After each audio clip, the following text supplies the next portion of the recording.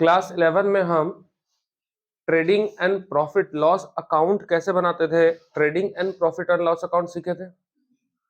Trading profit and loss account में ये जो ट्रेडिंग अकाउंट हम बनाते थे, आपको याद होगा कि हम यहां लिखते थे ओपनिंग स्टॉक, इसके बाद हम डेबिट साइड में इसका परचेज लिखते थे और साथ ही साथ जो फैक्ट्री से रिलेटेड एक्सपेंसेस होता था जिसको आप डायरेक्ट एक्सपेंसेस लिखते थे, ये सब होता था। ठीक है। क्रेडिट साइड में हम यहाँ सेल लिखते थे और सेल के साथ साथ यहाँ पे लिखते थे हम क्लोजिंग स्टॉक, और भी जो आइटम होता होगा, है ना। लगभग अप्रोक्सीमेटली हम इसी तरह से क्या अकाउंट बनाते थे, ट्रेडिंग अकाउंट बनाते थे। ट्रेडिंग बनता था। ट्रेडिंग अकाउंट का जो रिजल्ट आता था, सेल को ऐड किया, इनकम ऐड हुआ, इसी इनकम को यहां लिखे, उसमें सारे डायरेक्ट एक्सपेंसेस को घटा दिए, तो जो पैसा बचता था आप उसको क्या बोलते थे, ग्रॉस प्रॉफिट, यानी ये ग्रॉस प्रॉफिट आया। इसी ग्रॉस प्रॉफिट को हम ट्रांसफर करते थे यहां पर, तो लिखते थे ग्रॉस प्रॉफिट बीडी, ये ग्रॉस प्रॉफिट यहां होता था। ग्रॉस प्रॉफिट के साथ साथ अब हम यहां लिखते थे इनडायरेक्ट इनकम, जैसे commission receive, discount receive, brokerage receive, rent receive, इस तरह का आइटम होता था। तो सारे इनकम को हम क्रेडिट करते थे, तो ये मेरा निकल गया टोटल इनकम। उसी इनकम को हम यहां लिखते थे और इस इनकम में अब हम एक एक करके इनडायरेक्ट एक्सपेंसेस को हम माइनस करने लगे। इनडायरेक्ट एक्सपेंसेस में हम लोग पढ़े थे कि ऑफिस एक्सपेंसेस, ऑफिस से रिलेटेड खर्चा माइनस करते थे इस प्रॉफिट में से। इसी तरह से हम सेल से रिलेटेड एक्सपेंसेस को माइनस कर दिया करते थे। इसी तरह से हम एडमिनिस्ट्रेटिव रिलेटेड एक्सपेंसेस को माइनस करते थे, और अगर कुछ बच गया तो अदर एक्सपेंसेस हम उसको भी माइनस करते थे। तो इस टोटल इनकम में सारे खर्चों को जब हम घटाते थे तो जो रिजल्ट निकल कर आता था, आपको याद होगा कि हम उसे क्या कहते थे, नेट प्रॉफिट कहते थे। तो ये नेट प्रॉफिट तक निकालने के लिए हम कहां सीखे, क्लास 11 में जब हम पढ़ते थे, तो क्लास 11 में हम सीखे कि नेट प्रॉफिट किसी बिजनेस का कैसे निकाला जाता है। इतना तो सब जानते हो। अब क्लास 11 में हम यहां तक सीखे, और अब जब हम क्लास 11 में नहीं है, अब हम कहां आ गए, क्लास 12 में। तो इसी नेट प्रॉफिट का अब हमको रास्ता तय करना है कि जो नेट प्रॉफिट हम क्लास 11 में कैलकुलेट करने के लिए सीखे, यानी आप एज्यूम करो कि ए, बी और सी तीन पार्टनर होंगे, तीनों ने मिलकर फर्म में पैसा लगाया, और पैसा लगाने के बाद जो बिजनेस शुरू हुआ, वही बिजनेस का रिजल्ट इस तरह से था। मतलब इसी पार्टनर ने ये सेल किया, इसी पार्टनरशिप फर्म में ये सब स्टॉक वगैरह लगा, इसी पार्टनरशिप फर्म का इनडायरेक्ट इनकम है, इसी पार्टनरशिप फर्म का ये इनडायरेक्ट एक्सपेंसेस है, और सारा खर्चा और इनकम माइनस करने के बाद इस फर्म को नेट प्रॉफिट हुआ। सपोज कीजिए कि 100 रुपया का नेट प्रॉफिट हुआ, 100 मतलब 100 करोड़ भी हो सकता है। ठीक है। अब इस नेट प्रॉफिट का क्या करना है, क्या करोगे? अब आप ही सोचिए कि फर्म को 100 रुपए का प्रॉफिट हुआ, क्या बिजनेस का मकसद नेट प्रॉफिट कैलकुलेट कर लो कि कितना रुपया हो गया, बस काम खत्म, यही बिजनेस है। बिजनेस का मतलब अब इसके आगे भी कुछ होता होगा, है ना। मतलब मेरे फर्म को, मेरे बिजनेस को कितने रुपए का प्रॉफिट हुआ, ये हम क्लास 11 में सीखे। अब इस प्रॉफिट को करना क्या है, आप ही बताइए, प्रॉफिट का क्या किया जाता है? 100 रुपए का प्रॉफिट हो गया, क्या करोगे अब इसका? कुछ तो करना पड़ेगा ना। तो इस 100 रुपए की प्रॉफिट को हम, बिजनेस कौन शुरू किया था, पार्टनर्स। तो इस 100 रुपए की प्रॉफिट को जो हमने क्लास 11 में कैलकुलेट करना सीखा, अब हम क्लास 12 में ये सीखेंगे कि इस नेट प्रॉफिट को पार्टनर के बीच बांटा कैसे जाता है। समझ में आ रहा बात? यानी 11 में हम सीखे कि नेट प्रॉफिट निकालेंगे कैसे, और 12 में हम क्या सीख रहे हैं कि नेट प्रॉफिट को डिस्ट्रीब्यूट कैसे किया जाएगा, उसका बंटवारा कैसे किया जाएगा। ये तुम्हारे घर का कोई गिफ्ट थोड़ी ना है, पिताजी के जमीन का हिस्सा थोड़ी कि बराबर बराबर बांट लोगे। आखिर इसको बांटने के लिए कोई ना कोई अकाउंट बनाना पड़ता होगा, कोई ना कोई रूल्स फॉलो होता होगा। तो यही चीज हम सीखेंगे अभी क्लास 12 में। अब आते हैं हम लोग कि इस नेट प्रॉफिट का बंटवारा कैसे करना है। यहां तक समझ में आ गया सबको? देखिए, पीएल का मतलब क्या होता है? प्रॉफिट और लॉस। प्रॉफिट एंड लॉस नहीं होता, प्रॉफिट और लॉस होता है, क्योंकि बिजनेस को प्रॉफिट होगा एक साल में या नहीं तो लॉस होगा, दो में से कोई एक ही चीज होगा, दोनों तो नहीं हो सकता। Profit and loss appropriation account by nature ये नॉमिनल अकाउंट है। कौन सा अकाउंट होगा? बाय नेचर ये नॉमिनल अकाउंट है। नॉमिनल अकाउंट का रूल होता है एक्सपेंसेस को क्या करोगे? डेबिट करोगे। मतलब अगर ये एक्सपेंसेस है तो ऑब्वियसली फर्म का एक्सपेंसेस, फर्म का सारा खर्च कहां लिखोगे? डेबिट साइड में लिखोगे। तो फर्म का सारा इनकम कहां लिखोगे? Credit side. यानी आय, क्रेडिट, व्यय या खर्च जिसको कहते हो कहां लिखोगे? डेबिट साइड में लिखोगे। क्यों लिखेंगे सर? क्योंकि ये कौन सा अकाउंट है? नॉमिनल अकाउंट है, तो नॉमिनल अकाउंट का रूल लगाएंगे। तो ये नॉमिनल अकाउंट का रूल लगा दिया। अब इसको कैसे लिखोगे? याद ना हो, समझ ना आए, तुरंत पूछिए कहां हम फंस रहे। बहुत आसान सा अकाउंट है और अगले 5 चैप्टर में ये अकाउंट आपको बनाने के लिए मिलेगा ही मिलेगा। किसी भी क्वेश्चन का शुरुआत करोगे, किसी भी क्वेश्चन का शुरुआत अगले 4-5 चैप्टर्स में इसी अकाउंट से होने वाला है। देखो, सबसे पहले trading profit and loss account बनाए थे, इसका नेट प्रॉफिट आया था। तो यह नेट प्रॉफिट कौन सी साइड में आया था? डेबिट साइड में था। तो इसी नेट प्रॉफिट को जब हम profit and loss appropriation account बनाएंगे तो डेबिट साइड में था ना, उसी नेट प्रॉफिट को हम profit and loss appropriation account में अब क्या करेंगे? बांटेंगे। अभी हम आपको क्या सिखा है कि प्रॉफिट एंड लॉस अकाउंट निकालेंगे कैसे, प्रॉफिट कितना हुआ, लॉस कितना हुआ, ये जानने के लिए हम एक अकाउंट बनाएंगे जिसको बोलते थे trading and profit loss account. और उसी प्रॉफिट को अब हमको बांट लेना है, तो उसके लिए हम कौन अकाउंट बना रहे हैं? पीएल अप्रोप्रिएशन बना रहे हैं। तो प्रॉफिट निकाले थे तो प्रॉफिट कौन सी साइड में आया? Debit side. तो जब उसको बांट लोगे तो कौन सी साइड दिखेगा? वो अपोजिट क्रेडिट करना पड़ेगा, क्योंकि जेब में पैसा था तो सपोज करो डेबिट, और जब बांट लोगे तो खत्म हो जाएगा, तो क्या कर दोगे? उसको क्रेडिट करोगे। इसका मतलब देखिए, profit and loss appropriation account का शुरुआत कहां से करोगे? सबसे पहले आप यहां लिखेंगे by PL account. By PL का मतलब कि अगर आपको फर्म में क्या हुआ है? प्रॉफिट हुआ था, तो पहले उस प्रॉफिट को पीएल अकाउंट से ट्रांसफर करिए पहले यहां पे, क्योंकि पहले प्रॉफिट को यहां लाओगे तब तो बांटोगे।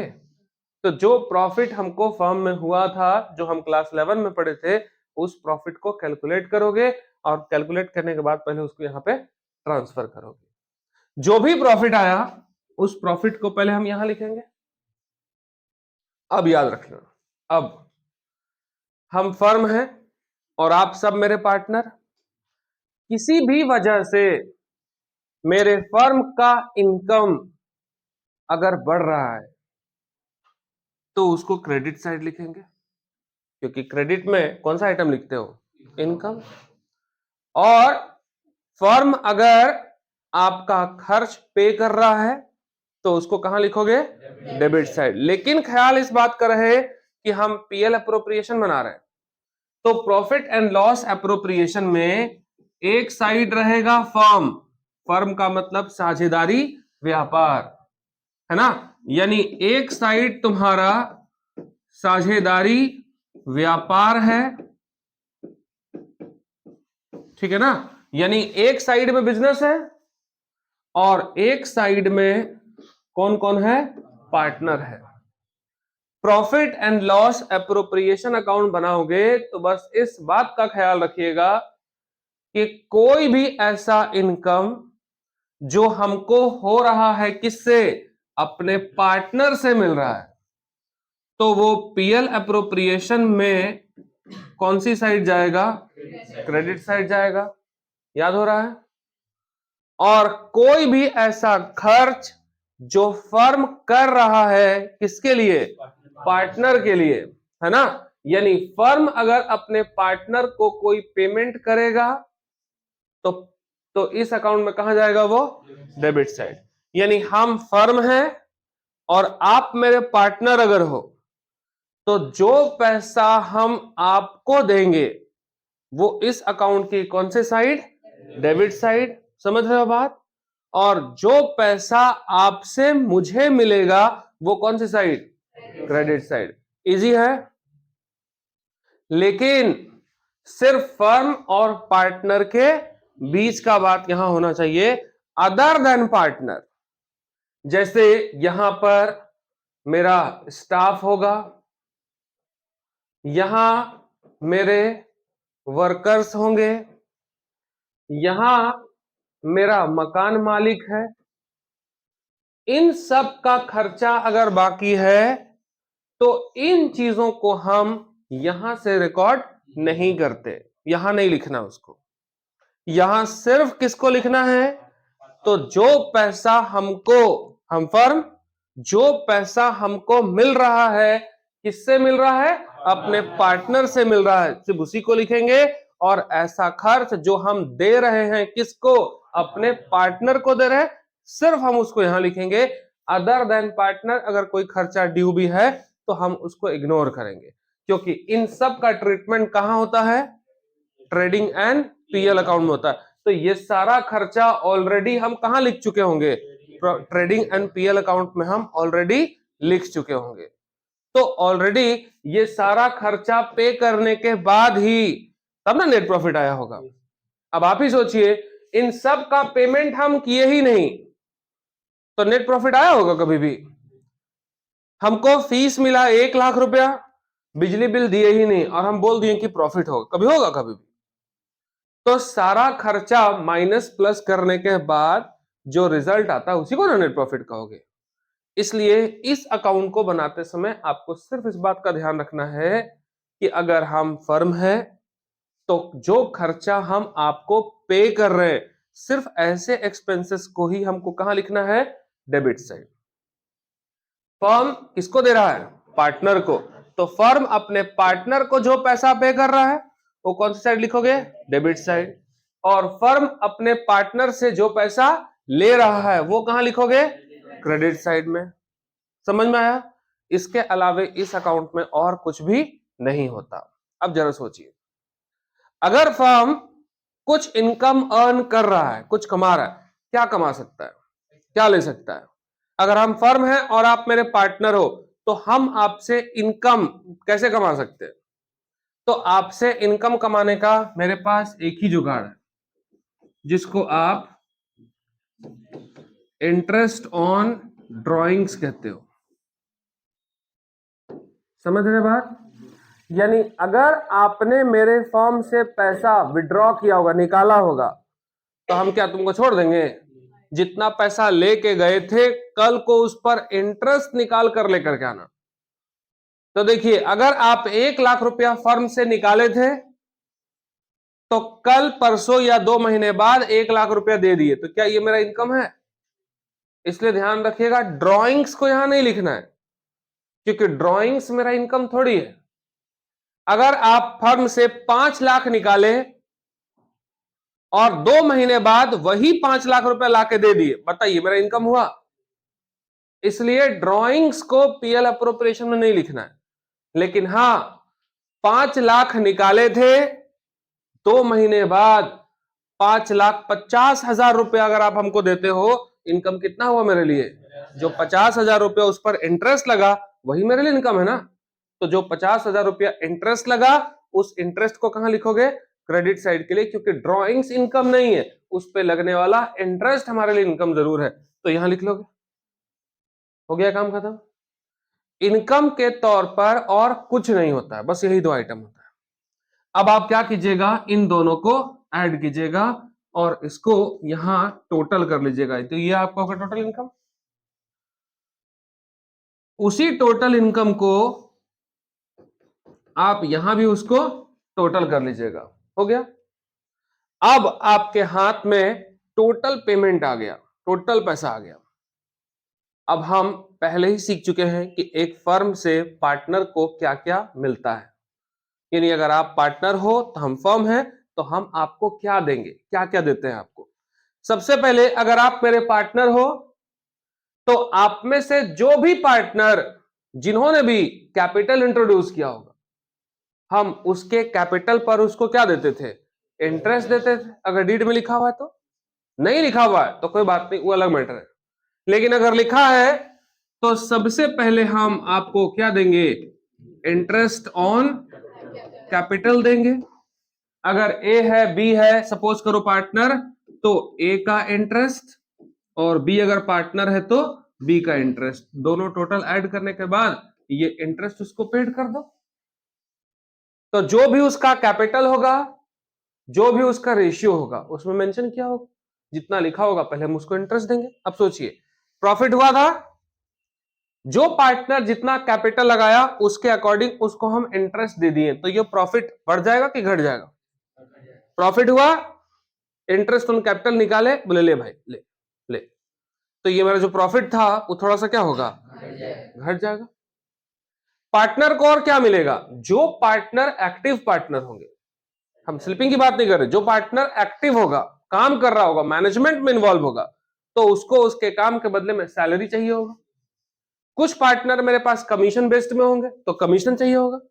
तो हम जो बची हुई प्रॉफिट है, हम उसमें से उसको क्या देंगे, सैलरी देंगे।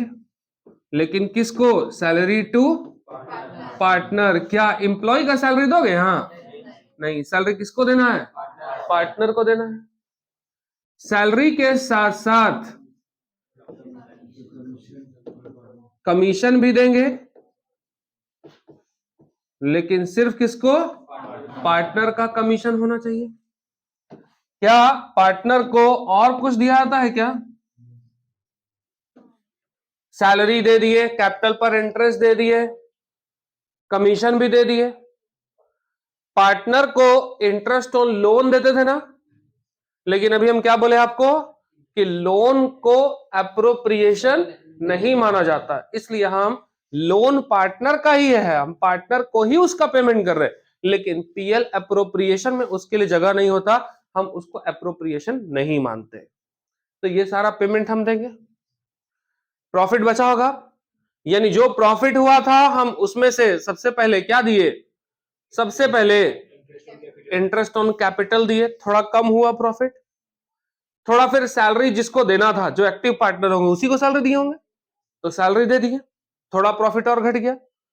किसी को कमीशन पे रखे थे तो थोड़ा सा कमीशन भी दे दिया भाई, ले ठीक है। अब प्रॉफिट बच गया होगा। अब उस प्रॉफिट में से जो बची हुई प्रॉफिट थी उसको बोलते हैं हम लोग डिस्ट्रीब्यूटेबल प्रॉफिट। कौन सा प्रॉफिट, डिस्ट्रीब्यूटेबल प्रॉफिट बोलते हैं, यानी उस जो प्रॉफिट बच गया था बस उसको पार्टनर के बीच बांट लेना था।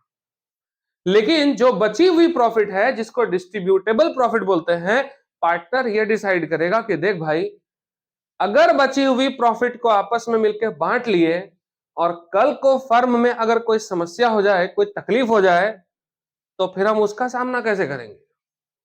क्योंकि जो प्रॉफिट हुआ उसको हम सब आपस में मिलकर बांट लिए, बांटने के बाद लेके घर चले गए और घर में खर्च हो गया। और अगर फर्म में कोई प्रॉब्लम हो जाए, कल को कोई मजदूर गिर जाए, प्रॉब्लम हो जाए, कुछ हो जाए, तो कहां से पैसा लाओगे फिर उस टाइम? तो फर्म एक काम करता है कि देखो, जो भी प्रॉफिट मेरे पास बचा हुआ है उस प्रॉफिट में से कुछ पैसा हम थोड़ा सा और निकाल के रख लेते हैं, ताकि भविष्य में कोई इमरजेंसी हुआ तो हम उसका यूज कर लेंगे। तो उसको हम लोग क्या बोलते हैं, रिजर्व बोलते हैं। तो जो भी पैसा बचा हुआ था उसका कुछ हिस्सा हम क्या कर लेंगे, रिजर्व कर लेंगे। अब रिजर्व करने के बाद भी जो प्रॉफिट अब बच गया, तो उस प्रॉफिट को हम पार्टनर्स के बीच उसके कैपिटल अकाउंट में हम उसको क्या करेंगे, बांट देंगे। तो हम लिख सकते हैं two profit distributed between partners. तो टू पार्टनर कैपिटल अकाउंट कर दिए। अब अगर फर्म के पार्टनर ए है और बी है, सपोज करो, तो इन दोनों के बीच जो भी इसका प्रॉफिट लॉस रेशियो है, उस प्रॉफिट लॉस रेशियो में जो भी बची हुई प्रॉफिट है, जो भी बचेगा, उस बची हुई प्रॉफिट को ए बी एक्स वाई जो भी उसके पार्टनर होंगे, उस बची हुई प्रॉफिट को उस पार्टनर के बीच हम क्या करेंगे, बांट देंगे। कौन से रेशियो में? पीएल का मतलब प्रॉफिट लॉस रेशियो। जिस अनुपात में पार्टनरशिप डीड में लिखा होगा उसमें उसको बांट लेंगे। अगर क्वेश्चन में लिखा हुआ है कि 3:2 में बांट दो, तो 3:2 का मतलब समझते हो? 3:2 का मतलब कि जो भी प्रॉफिट होगा उसका 5 हिस्सा किया जाएगा। 3 और 2 कितना हो गया? तो जो भी प्रॉफिट हुआ उसका कितना हिस्सा करोगे? 5 हिस्सा करोगे। 5 में से 3 हिस्सा ए ले लेगा और 2 हिस्सा कौन ले लेगा? तो 3:2 का मतलब हमेशा याद रखिएगा 3/5 होता है और 2/5 होता है। यानी अगर 100 रुपए का प्रॉफिट हुआ तो 100 रुपए का 3/5 ए ले लेगा और उसी 100 रुपए का 2/5 को ले लेगा बी। अब 3 ले लिया, 5 ले लिया, तो हो गया प्रॉफिट खत्म। क्या उसके बाद भी बचेगा? कोई चांस नहीं है। तो अगर उसके बाद भी बचेगा तो फिल्म देखे थे वाला, एक फिल्म था, है ना, हम अंग्रेजों के जमाने के जेलर है ना, आधे उधर जाओ आधे सिपाही उधर जाओ, बाकी सब मेरे पीछे आओ, तो बचा कुछ? तो फिर तुम वैसे ही वाला हिस्सा कर दोगे फिर। इसलिए ध्यान रखना है कि 3:2 का मतलब कि जो भी प्रॉफिट हुआ था हम उसको 5 हिस्सों में बांटे। 3 ए को दे दिए, 2 बी को दे दिए, कुछ बचा नहीं मेरे पास। तो प्रॉफिट हम आपस में बांट करके इस अकाउंट को क्या कर लिए? खत्म कर लिए। समझ में आया बात? अब देखो इस टॉपिक में और कोई दिक्कत है? अब सुनिए और आगे कहानी।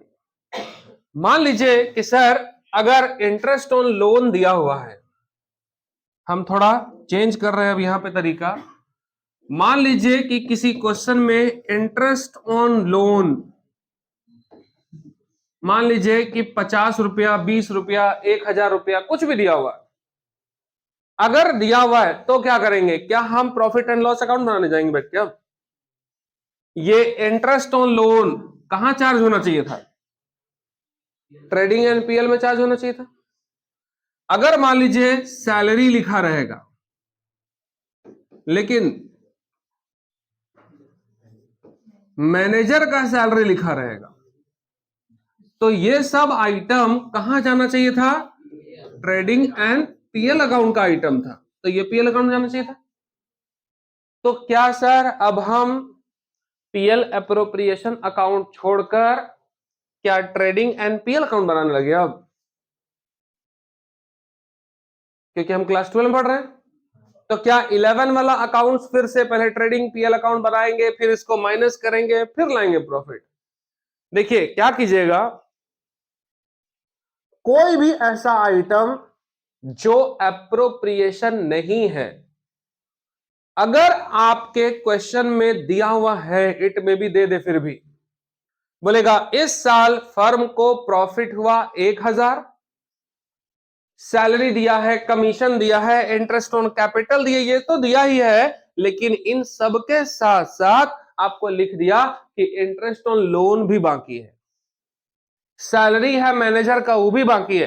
तो अब इन दो आइटम के लिए हम ना अकाउंट बना सकते हैं अलग से, क्योंकि ये तो ट्रेडिंग पीएल का पार्ट था, और ना ही हम इस अकाउंट को क्या कर सकते हैं, यहां लिख सकते हैं इस खर्चों को। तो हम तो फंस गए बुरे कि 11 का ट्रेडिंग पीएल बना नहीं सकते, इस अकाउंट में लिखना नहीं है, तो आखिर इसको करना क्या है? देखो कोई भी ऐसा आइटम, ध्यान से सुनिएगा, कोई भी ऐसा आइटम जिसको पढ़कर आपको लगता है कि ये एप्रोप्रिएशन नहीं है, अगर आपको लगता है कि ये एप्रोप्रिएशन नहीं है, एप्रोप्रिएशन का मतलब कि जो इस अकाउंट में होना है, जो पार्टनर के बीच डिस्ट्रीब्यूट होना, ऐसा आइटम नहीं है, अगर आपको लगता है अदर देन पार्टनर, अगर कोई भी एक्सपेंसेस है या कोई भी ऐसा इनकम है, तो आप क्या करोगे? सबसे पहले लिखिएगा नेट प्रॉफिट ठीक है। सबसे पहले उस क्वेश्चन में क्या करोगे, यहां लिखिएगा बाई पीएल, मतलब कौन सा? प्रॉफिट। उसको आप लिखोगे यहां इनर कॉलम में, अंदर लिखोगे। समझ में आया बात? ऐसा कब करोगे? जब ऐसा आइटम क्वेश्चन में दिया हो जिसमें अप्रोप्रिएशन नहीं हो, कुछ और हो तब। अगर इन दोनों खर्चों को माइनस करना है तो डायरेक्टली क्या कीजिएगा, माइनस कर दीजिएगा, लेस इंटरेस्ट ऑन लोन और लेस करिएगा सैलरी टू मैनेजर। इन दोनों को इसमें से क्या कर लेना, माइनस कर लेना, डायरेक्टली माइनस करो, और जो बच जाएगा माइनस करने के बाद उसी प्रॉफिट को आप डायरेक्टली कहां लिखोगे, यहां रिकॉर्ड करोगे। तो डायरेक्ट माइनस कर दिए, इसका मतलब होता है कि इसको पीएल अप्रोप्रिएशन अकाउंट में दिखाया नहीं गया, हम डायरेक्टली इस प्रॉफिट में से उसको क्या कर लिए, कम कर दिए, माइनस करके जो बचा उसी प्रॉफिट को ना लिखे। अब यही दो आइटम बनाने के लिए हमको क्या करना पड़ता, पीएल अकाउंट बनाना पड़ता। तो पीएल अकाउंट बनाने से हम क्या हो गया, बच गए, डायरेक्टली हम माइनस कर लिए। समझ में आया बात? यानी कोई भी ऐसा आइटम जो प्रॉफिट एंड लॉस एप्रोप्रिएशन में चार्ज नहीं हो सकता, ऐसा कोई भी आइटम अगर दिखे तो उसको प्रॉफिट में से डायरेक्टली क्या कीजिएगा, माइनस करके जो बचेगा उसी प्रॉफिट को यहां लिखिएगा।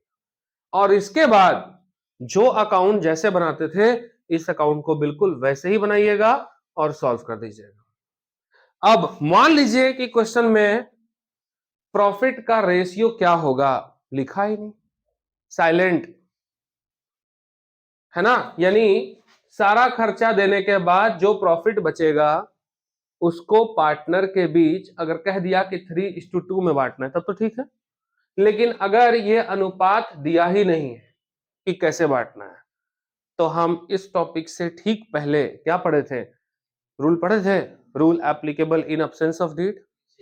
तो उसमें प्रॉफिट और लॉस के बारे में कुछ भी नहीं कहा गया, तो कैसे बांटते थे, बराबर बांटते थे।